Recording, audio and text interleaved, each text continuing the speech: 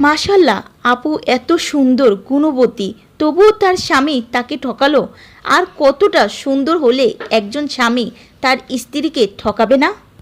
পুরুষ মানুষ এত মুখোশ কিভাবে পড়ে থাকে? ডিমগাল গুড়ি পাগল হয়ে মেয়েকে তার ফ্যামিলিকে রাজি করিয়ে বিয়ে করার পর সাথে সাথে এক বাবু জন্ম দেওয়ার পর এভাবে কেউ কিভাবে ঠকাতে পারে?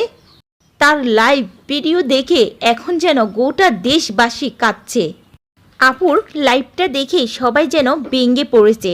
মেয়েটা যখন লাইভে কান্না করে বলেছিল একের পর এক চিটার করার পরও ঘটনাগুলো যখন সামনে আসছিল, আমি ওনাকে জিজ্ঞাসা করছিলাম আমার মাঝে এমন কি কমতি আছে বলো?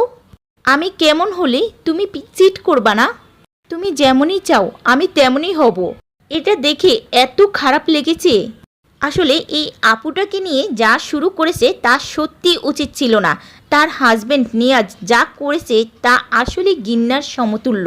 পুরুষ আসলে কোথায় আটকায়? একটা পদ্মাশীল নারীকে তার ভালো লাগলো না, অতিরিক্ত পদ্মা তার সহ্য হচ্ছিল না। তাহলে কি পুরুষের ভালো লাগে 3বার ডিভোর্স হওয়া, খোলামেলা পোশাক পরা, খোলামেলা মেয়েকে?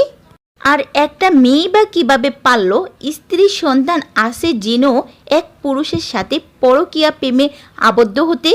অনেকেই দেখছি যে পর্দা করছে না বিদায় স্বামী স্ত্রীকে ছেড়ে দেয়, কিন্তু এই আপু পর্দা করছে বিদায় ডিভোর্স দিয়ে দেয়। হায় আল্লাহ, এই দুনিয়াতে আর কি কি দেখতে হবে?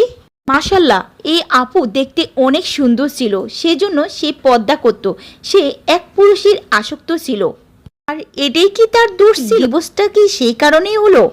আর যা কিনা কোনোভাবেই এই আপুটা মেনে নিতে পারছে না। শুধু কাঁদতে কাঁদতে বলল সে যদি অন্য মেয়েকে নিয়েই সংসার করত আমি মেনে নিতাম, কিন্তু কেন ডিভোর্স হয়ে গেল এটা আমি মেনে নিতে পারছি না। এখন প্রশ্ন উঠেছে আর কতটা সুন্দর হলে এমনটি হতো না? তো ভিউয়ার্স, আপনাদের কি মনে হয় এই আপুটার ব্যাপারে? অবশ্যই কমেন্টে জানাতে ভুলবেন না।